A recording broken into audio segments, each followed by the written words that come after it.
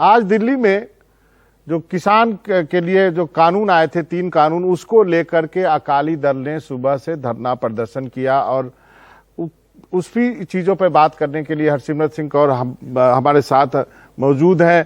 केंद्र में मंत्री रह चुकी हैं, आपको मालूम है इस्तीफा दिया था उन्होंने, सांसद हैं, अकाली दल की नेता है। मैडम, आपका बहुत बहुत शुक्रिया, आपने वक्त निकाला एनडीटीवी से बातचीत करने के लिए।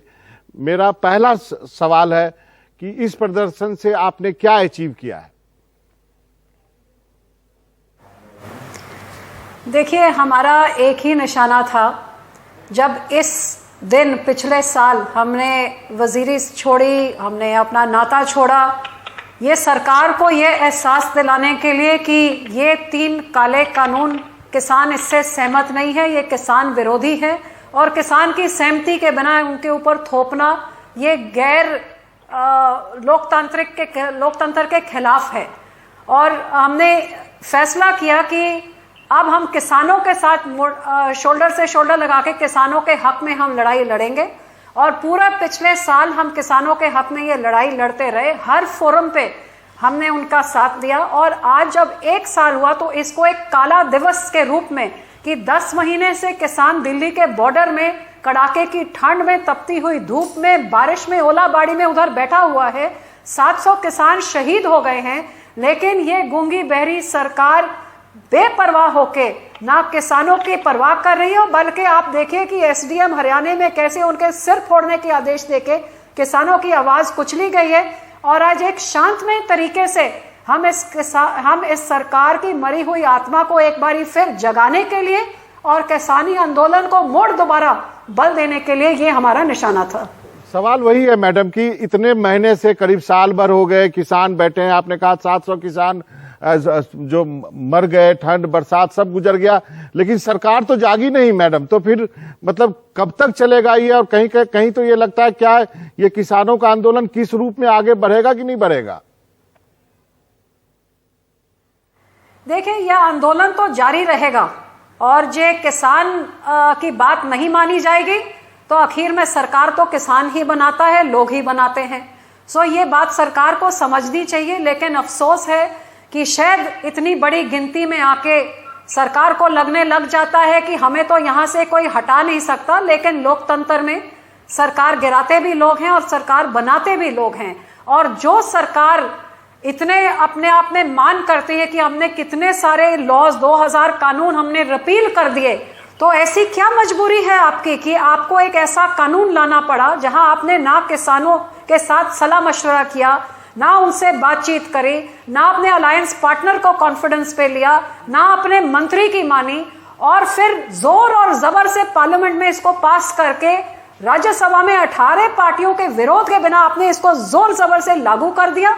और जब से इसको लागू किया है, किसानी आंदोलन बैठा हुआ है, आप उसकी सुन नहीं रहे। हालांकि 13 मीटिंग्स आपने करी हैं और एक के बाद एक आपको अमेंडमेंट लानी पड़ी है क्योंकि इतनी सारी खामियां हैं। लेकिन आज भी वो क्या मजबूरी है कि आप किसान की ना सुन के और ये कानून वापस ना लेके आए, आप ऐसा कानून लेके आए जो किसान जिसका स्वागत करे। सबसे अब अहम सवाल है कि मैडम, मैं आपसे ये जानना चाहता हूं, आप मंत्रिमंडल में भी रही, आप बहुत लंबे समय तक जो है बीजेपी की सहयोगी हैं। मतलब एक समय से कहा जाए तो आपके बारे में और शिवसेना के बारे में कहा जाता था कि नेचुरल एलाई हैं। आप इन आउट जानती हैं इस सरकार को। कौन लोग हैं इसका विरोध कर रहे हैं? क्या प्रधानमंत्री खुद नहीं चाहते कि इस कानून को खत्म किया जाए, या उनके इर्द गिर्द कोई लोग हैं जो उनको सलाह देते हैं कि नहीं ये कानून खत्म मत कीजिए? इसका जवाब तो वो ही दे सकते हैं, लेकिन जो इस सरकार को जानते हैं वो सब जानते हैं कि यहाँ पे किसकी चलती है।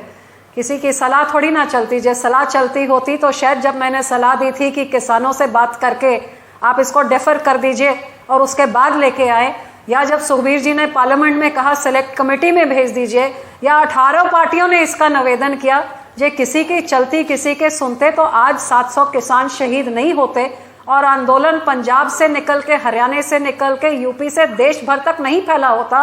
और शायद इतनी बुरी तरह से ना वेस्ट बंगाल में हार होती और ना ही आने वाले दिनों में अगले राज्यों में जो होगी। और इन चीज़ों से सीखना चाहिए कि अहंकार से नहीं सरकारें चलती हैं, लोगों की, गरीबों की, अन्नदाता की जो सुनता है सरकार उसी की बनती है।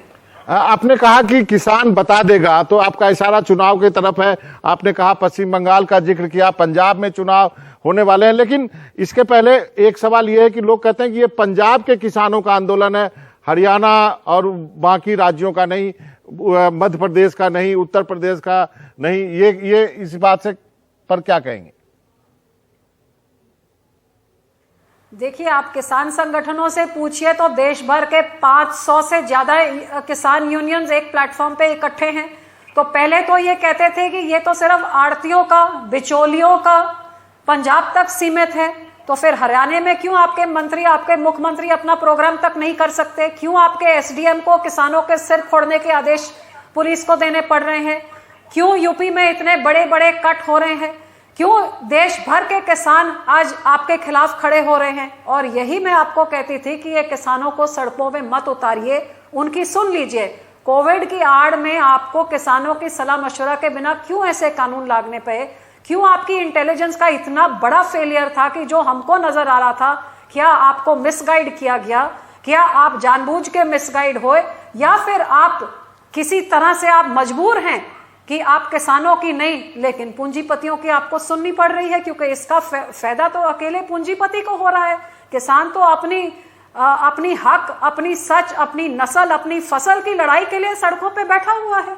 एक अंतिम सवाल है, क्या इलेक्शन में सीख सिखाएगा किसान इस सरकार को या इस पार्टी को? इसमें कोई शक नहीं है, क्योंकि जे किसी सरकार को सिर्फ राजनीति और वोट समझ आती है तो वोट से चोट तो किसान बोल ही रहा है, वो मारेगा, क्योंकि उसने बातचीत से कोशिश कर ली। अब तो आपने उससे बात करने से भी इनकार कर दिया। आप कहते थे बहुत अच्छा कानून है, लेकिन एक के बाद एक बैठक में अमेंडमेंट के बाद अमेंडमेंट के बाद अमेंडमेंट के बाद आपको सैकड़ों अमेंडमेंट लानी पड़ी, क्योंकि आपके पास किसान के लिए कोई जवाब नहीं था। आखिर में आपने इसको अदालत में जाके आज तक ये कानून लागू नहीं हो सके। तो वो क्या कारण था कि आपको ऐसा कानून लाना पड़ा जिस करके किसान सड़क पे उतरे, जो आप आज तक नहीं लागू कर सके? आप उसको वापस क्यों नहीं कर सकते हैं? और जो किसान मांगते हैं आप वैसा कानून क्यों नहीं लेके आ सकते हैं? ये किसानों को नहीं समझ आ रहा और देश की जनता को भी नहीं समझ आ रहा। सिर्फ ये दिख रहा है कि किसान के ऊपर जोर और जबरन जुल्म किस तरह किया जा रहा है। और एक शांतमयी प्रदर्शन को आज कल रात को आप देखें कि उनके ऊपर कैसे अत्याचार किया गया और कैसे एक छावनी में दिल्ली को बदल दिया गया। ये क्या कारण है? ये एक डेमोक्रेटिक कंट्री है, लोकतंत्र यहाँ पे है, तो ये डिक्टेटरशिप की तरफ क्यों जा रहा है कि आप किसान की आवाज कुचलिए, आप शांतमयी प्रोटेस्ट की भी आप लोगों के भी आवाज कुचलिए कि सड़कों पे बैठा दिया, रात भर होटल के कमरों से बाहर निकाल के बाहर जाने को कहा, उनके शीशों पे डंडे मार के गाड़ियां तोड़ दी। ये तरीका है कोई? चलिए मैडम, चलते चलते ये कुछ लोग ये भी कहते हैं कि बीजेपी के साथ साथ अकालियों को भी किसानों का गुस्सा झेलना पड़ेगा। आप इस पे क्या करना चाहेंगे? Last word. देखिए, आज ये जो इतनी बड़ी, शायद मुझे लगता है 1984 के बाद शायद पहली बार ही इतना बड़ा कट जो यहाँ पे हुआ है पार्लियामेंट के बाहर, तो ये जो हजारों की गिनती में जो आए थे, ये क्या किसान नहीं तो ये कोई पूंजीपति पहुंचे थे यहाँ पे? ये सब किसान हैं। जो उधर बॉर्डरों पे बैठे हैं वो भी किसान हैं, जो ये लड़ाई लड़ रहे हैं वो भी किसान हैं। और श्रोमणी अकाली दल किसानों की, पंजाब की, पंजाबियों की खेतरी पार्टी है। जे किसानों के लिए किसी ने सबसे ज्यादा इस किसानी राज्य के लिए किया है वो सरदार प्रकाश सिंह बादल ने किया है। और जे पंजाब के हकों की लड़ाई के लिए जे किसी ने रात रात क्या, महीने महीने क्या, साल भर 16 साल कैदे काटी है, सर बादल ने काटी है। इसलिए वो इकलौते ऐसे मुख्यमंत्री हैं जो 5 बारी लोगों ने मुख्यमंत्री बनाया है। और यही कारण है कि आज भी श्रोमणी अकाली दल लड़ाई लड़ रही है।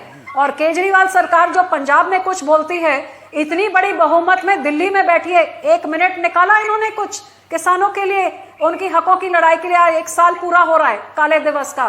कांग्रेस सरकार के मुख्यमंत्री ने कह दिया निकल जाओ पंजाब से, पंजाब खराब कर रहे हो, जाओ हरियाणा दिल्ली के बॉर्डर। कभी सुना कि जिस सरकार ने शपथ ली है अपने लोगों की हिफाजत और राखी करने के, और लोगों को बोले निकल जाओ, पंजाब खराब मत करो, जाओ दिल्ली में बैठो? ये इन लोगों की हकीकत है और लोग ये सब देख रहे हैं। चलिए, बहुत बहुत शुक्रिया मैडम। अब देखते हैं कि चुनाव में इसका क्या असर पड़ता है। मैडम, आपका बहुत बहुत शुक्रिया, आपने वक्त निकाला एनडीटीवी इंडिया से बातचीत करने के लिए। धन्यवाद।